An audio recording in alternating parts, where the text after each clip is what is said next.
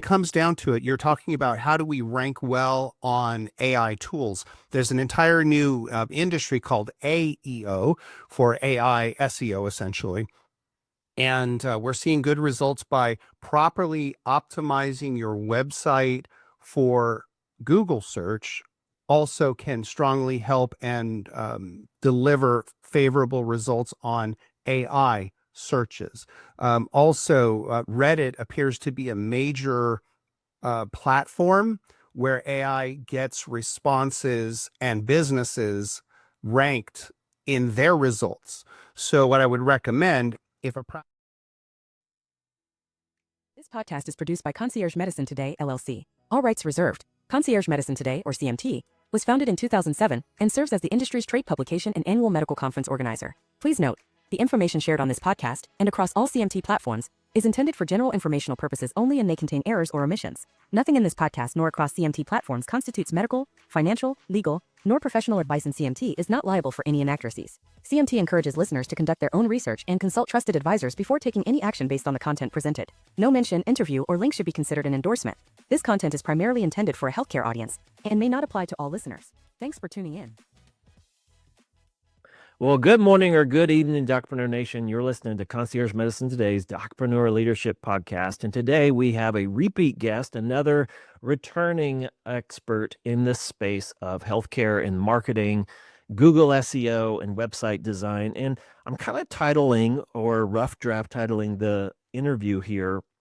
You don't need more traffic as a doctor. You just need more trust, and patients are really burned out these days. So we want to welcome back to the Docpreneur Leadership Podcast, Steven Schwartz of Concierge Medical Marketing. And we're going to dive into a topic that might not feel medical at all, but it's actually pretty mission critical. And that is your website and what Google says about you.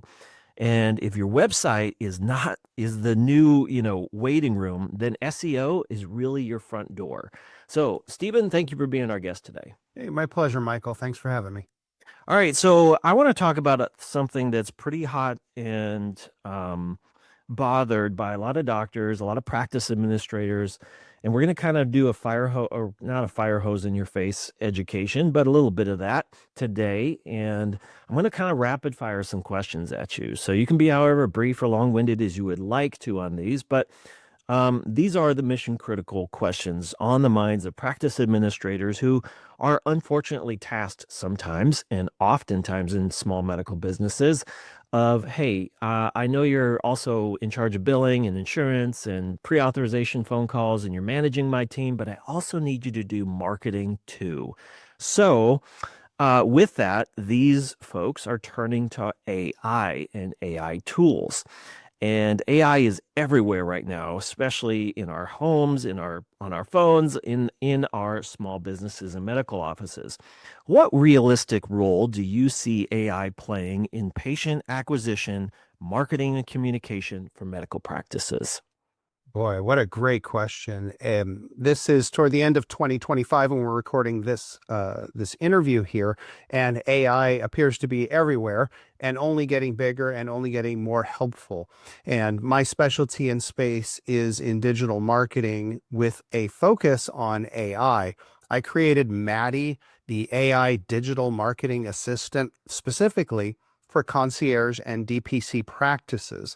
And the idea behind Maddie, the tool, is that a practice owner or administrator can use this AI, onboard their practice into it, teaching it who they are, what do they specialize in, who is their perfect, we call avatar, the specific patient that would work great in that practice. But after onboarding information about your practice into Maddie, then Maddie can analyze your website, your Google ranking, your digital ads, your Google profile, and it can create content for you that's in the voice of the practice, in the tone. How do we speak? How do we talk? And in doing so, that content can then be added to your website, to your blogs, to your social posts, to your Google business profile, and many other places, your email drip campaigns, in such a way that you're saving tons of time by using the AI tool to create that content for you so that it says the message you want it to say in the tone and voice of your practice, so it's authentic, right? That trust factor that you mentioned, Michael. So that's what this Maddie tool is that I created, and many practices have really enjoyed using it and finding it helpful to streamline their marketing and save them time and money. Where can they go to find this? Give us a couple of those domain name websites so they can start learning more about this and kind of talking with you about more of that. And again, this is not a sponsored podcast. We just believe in proper communication and good communication and clarity in healthcare. Sure. Two easy URLs: just ask Maddie, MADDY.com, justaskmaddie.com. And another link is cmmkg.com/Maddie.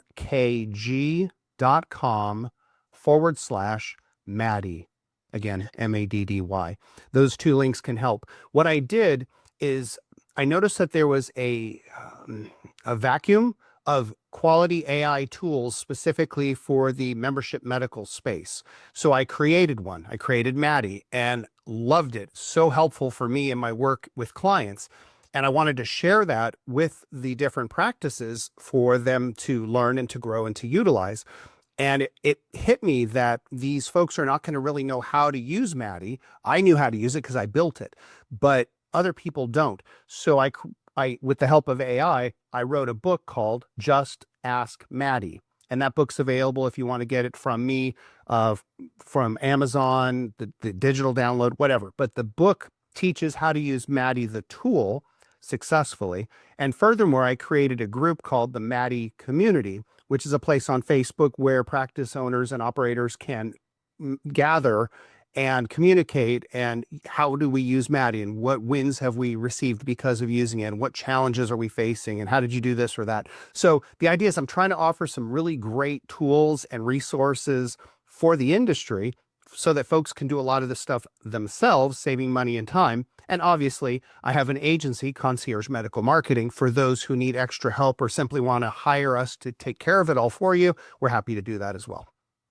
And when we've polled physicians' practices over the years, and this is going on over a decade, of asking, hey, how do you go and where do you go to, what was the most successful strategy to go get more patients? It wasn't, well, I tasked my practice administrator with this, or I just rely on new patient referrals. Like, there's a strategy behind getting somebody to walk in the door. There's a strategy behind a patient raving about you in their local community. And it usually just isn't because, well, they only waited for 5 minutes and then we were all smiles and friendly and we wrote them the prescription that they needed and we sent them on their way.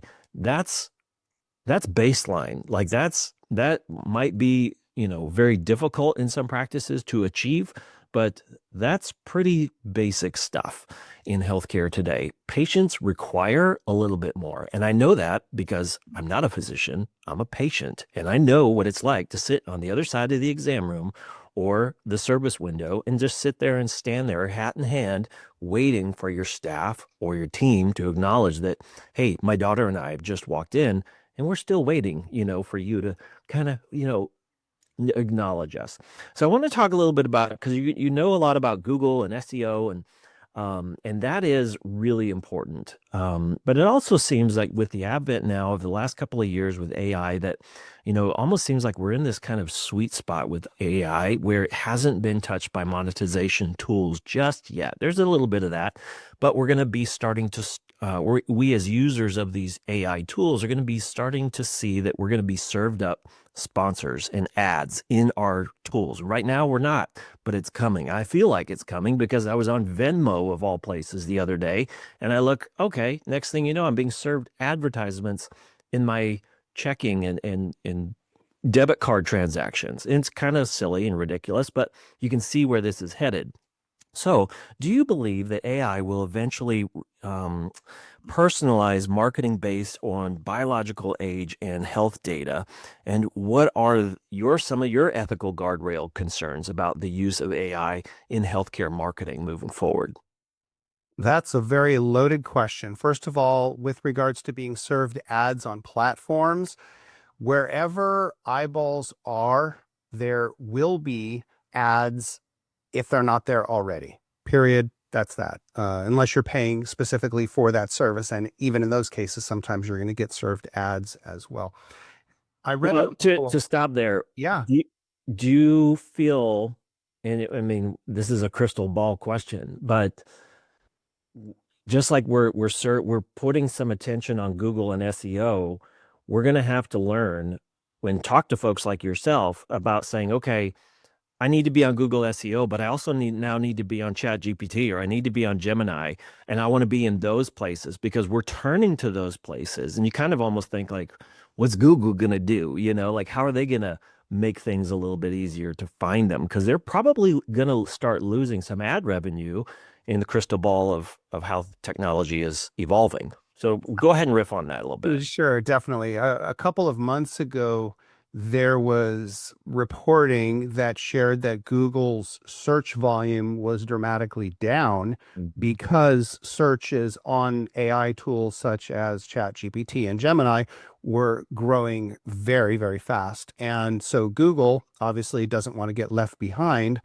They don't want to be the old dog. They need to learn new tricks. And so obviously you're going to see that Google does and is continuing to add the AI answers or results at the very top of the search engine results screen, because they realize people want the answers handed to them on a silver platter, as opposed to here's a bunch of links where you can go and then research and find the answer yourself. AI tools have certainly made us more mentally lazy because we don't need to go dig and research. We can simply type in or now speak right into the AI tool, and it will spit out the answers to the questions that we seek. So that's the challenge. But when it comes down to it, you're talking about how do we rank well on AI tools. There's an entire new industry called AEO, for AI SEO, essentially. And we're seeing good results by properly optimizing your website for Google search. Also can strongly help and deliver favorable results on AI searches. Also, Reddit appears to be a major platform where AI gets responses and businesses ranked in their results. So what I would recommend, if a practice wants to rank favorably in AI tools, not just now, but into the future, is get more active on Reddit, have a page or an account for your business, chime in and answer questions that people have on medical topics, obviously within HIPAA guidelines and being smart to keep yourself legally safe. But in doing so, mention your practice from time to time in a natural, non-obnoxious way. Mention your location, mention the names of the doctors, mention the medical issues. And similar to what people have done for SEO, for Google ranking and Bing ranking, doing those kind of techniques as well as some extra work on Reddit should help result in more favorable AEO ranking results. And so they're listening to this and they think, oh wow, there's a lot to this. If I'm a doctor, or I'm about to have my staff meeting with my team, and I'm like, okay, they talked about SEO last week and we should probably address that at the staff meeting today. Now I've kind of learned a little bit more about this AEO and SEO, and now I got to focus on both. And then they're just like, you know what, hands up. I'm just forget it. Like we're just going to rely on old school word of mouth, and hopefully new patients will just come in. And that's hope. Hope is great. And I'm a big believer in hope. I love hope. I think it gives us the confidence and encouragement to keep moving forward, but it's not a good business strategy. So what would you say to those, if you were to walk into a staff meeting and you were invited in and they said, okay, why should we put $1,000 a month or $1,000 a quarter or $3,000, over the next 6 months into SEO and AEO? Why is that important? And how is it going to, is it going to drive anything to my practice? Because the return on investment in healthcare, when they think about marketing and SEO and now AEO, they're just like, I don't need that. All right. So the question to start with is, does my practice need more patients? Yes or no? If a practice is full, maybe 2 or 3 or 4 providers, and everybody's full and you have a waiting list, then the answer is no. You probably don't need to invest anything in marketing right now if you're full and you have a waiting list. Now, there's certainly reasons to continue to put money into marketing, but maybe you don't need to invest as much as if you were, not full and you needed more patients. So that's the first starter there. Number 2, if you are looking to grow, if you need more patients for your panel, and you think, well, maybe I'll just wait on word of mouth referrals, that may be fine, but you need to look very carefully at your competition. Now, I know we're very friendly in this space and everybody helps each other, but when it comes down to it, we are still running businesses. And let's say there's 10 concierge practices in an area, and 9 of them are investing in SEO, AEO, Google PPC ads, and others, and one chooses not to do those things. Well, who's going to get more patients, right? The patients are looking for a provider. And if there's a lot of competition for the same number of patients, obviously, if you're just waiting on word of mouth referrals, you're likely to grow slower, if at all. So I want to just, help doctors and their practice administrators who are listening to this kind of like, I was very intimidated when SEO came in, what, decade ago or so, it was like very intimidating. And then you're like, wow, the internet's just gigantic. How do I make a dent in my little universe? And I think it was a guy named Jeff Herring. He said years ago, you don't need to be everywhere on the internet. You just need to be everywhere in your own backyard. And that really kind of took this gigantic population that's of eyeballs and minds making healthcare decisions and said, okay, yes, I need to be in my local community. And that means a lot of different things. It means you doing meet and greets and grocery store visits with 5 patients to help them choose, what type of bread they should get or not get. I mean, there's a whole bunch of things related to marketing. And so internet marketing is really a lot about understanding that you need to have social media signposts, where your patients are on this curvy journey, these switchback journeys. And when they make a switchback or they're about to make a decision, that you're the obvious choice in your local community for what you do. So riff on why that's important and a little bit about what your thoughts are on that. And then I've got 2 more questions as we come in for a landing on our next couple of minutes still left with Steven Schwartz of Concierge Medical Marketing. All right. I do love the fact that you want to focus on your target avatar, the perfect patient prospect, right? So to come into a medical practice and say, yeah, we serve everybody, kids through seniors, any health issue, and anywhere in the state of, I don't know, Florida. Okay, that's not a target, right? That's very wide, and you're going to waste your money on your marketing because you're not targeted. Instead, how about this? Our medical practice focus on helping women navigate menopause and deal with hormone replacement therapy and weight loss. And we only work with women age 40 through 60 who live in South Florida, predominantly in the Fort Lauderdale and Miami metro areas. See the difference? It is so much easier in any type of digital marketing or even traditional advertising to specifically put your ad message in front of women age 40 through 60 who live within, a 50-mile circle radius in South Florida. That's how you want to focus. And if you don't know who your target market is, I encourage you to take the time and figure it out. The AI tool Maddie that I spoke to you about earlier can help you do that. But you need to know who your target market is.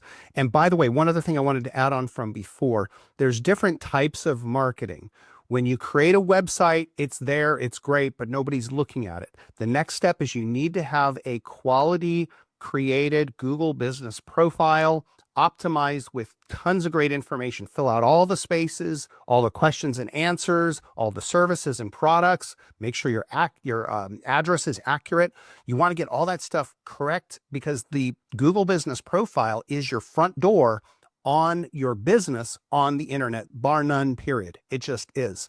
Then what we help our clients do is we syndicate the information in that Google business profile to over 500 different business profile locations on the internet. Why do we do that? When Google sees that your information is accurate and consistent across hundreds of places on the internet, it gives Google confidence that you are who you say you are and you do what you say you do. And it pushes you higher up in the rankings. Next, when people are actively searching for a practice like yours, there's sort of two ways that they go on the Google route. There's the paid ads, which appear at the top with the word sponsored. And underneath that typically is the Google Map Pack, which is what we were just talking about with the profile. And underneath that are the organic listings.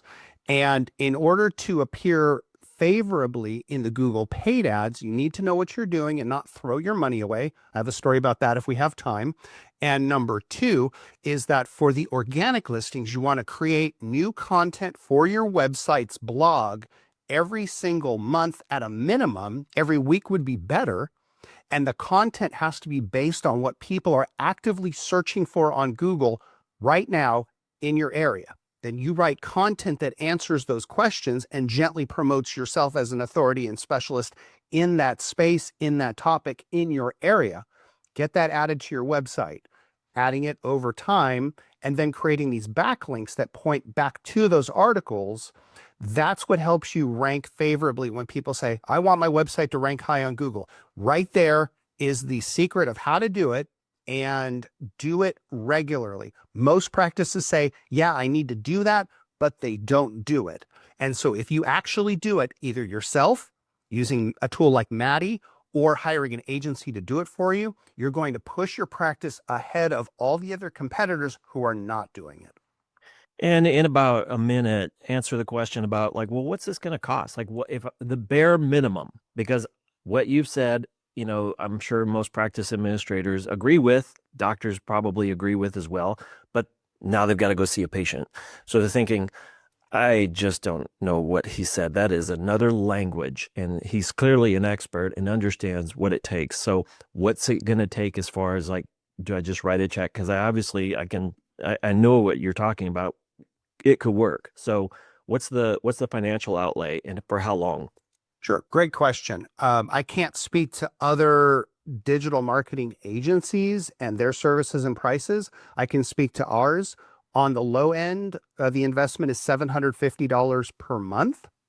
And on the high end, we charge $2,900 per month plus the Google ad spend. So that could be, let's say, maybe $4,000 per month if you're doing the $2,900 plus, let's say, $1,000 or so of Google PPC ads. So while it's not $50, it's not $200 a month, if your annual rate for bringing aboard a new patient is, let's say, $5,000 per year, then our goal with regards to return on investment is to get you a minimum of one new patient per month, so that the new patient's fee that they pay you will more than compensate what you paid us to do the work for you and your Google ads spend. Obviously, our goal is to get you more than one patient per month, but at a minimum, if only we got you one patient per month, then your marketing will have been free and there still would be some profit on top of it. And so for the physicians and practice administrators, kind of like, again, you spend more than likely all of your subscriptions, your software as a services that you have for the practice right now than you do on marketing. And marketing is such an afterthought at most medical offices because it's a mindset that we're looking at to say, look, there are a lot of holes. This is a very leaky bucket when it comes to the mindset around healthcare and marketing. And you can't just simply rely on, well, I'm hoping that this last patient, the last 10 patients that came in, that maybe 7 out of 10 of them will talk about me and refer a new patient. Well, when that doesn't happen, which it doesn't happen very often because it's getting more rare, they're turning to the internet to go find. They're turning to the mom group. Oh, you don't want to go there. There's usually more stories out there in the communities, in your local community. They're like, no, you don't want to go there. You want to see Dr. So-and-so, or you want to go to this practice. And what gets measured gets repeated. And inside of most medical offices, you're not measuring. They're not measuring where did those new patients come from. They just kind of hope and think and assume that it came from a new patient word of mouth. There's like, well, yeah, I visited your website. That's kind of rare. And you're like, oh yeah, our website's working. And if you can't answer the question, how much are you spending to acquire one new patient? How much are you spending to acquire one new patient? Probably way over $1,000, because you have to think about all the different places you're kind of spending, and you're like, I don't know where I'm spending my marketing dollars. Let's just cut back on marketing because we don't think it works. So one of the last two questions is with Steven Schwartz of Concierge Medical Marketing is, will AI someday help patients choose doctors better than Google can today? Seems like Google is kind of the big animal in the space. And, we're not focused on maybe being early adopter, early sponsors places in the AEO space is where we need to be, where we should be focusing, where we should be having conversations with folks like yourself around that. So will AI someday help patients choose doctors better than Google can today? Oh, absolutely. It's coming. And probably some people would say it's already here. When I look for a vendor for whatever service or product that I'm looking for, I jump on an AI tool like Gemini or ChatGPT, and I say, this is what I'm looking for. Only show me those that have been in business for a certain number of years and have better than 4.5 star rating and positive reviews, something along those lines. And then it gives me those answers. I can even say, oh, and only show me those within a 20-minute drive from my home, whatever it is. But the AI tools can certainly help with that right now. And realize that today is the day that AI is the worst it'll ever be going forward, obviously, unless, the robots take over our planet and we all become their slaves one day, which is, a whole nother discussion.